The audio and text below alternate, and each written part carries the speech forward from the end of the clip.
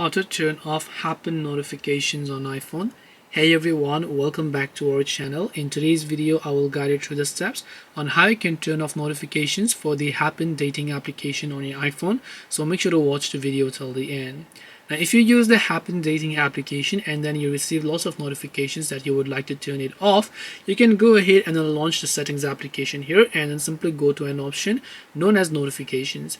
Now, under the notifications tab, if you look under notifications tab, you should be able to find the Happn application here, and once you find it, you can turn off the toggle. Now, in my case, I'm not seeing Happn because I have not enabled notifications. If you have, you'll find it off and you want to turn off toggle like this.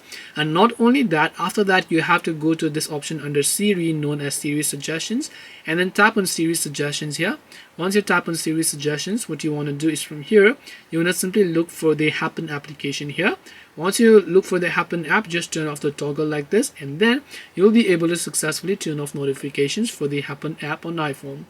This way you can turn off notifications for Happn app on iPhone. So hope this video is helpful. If you have any questions, feel free to leave them down. Thank you for watching and see you in the next video.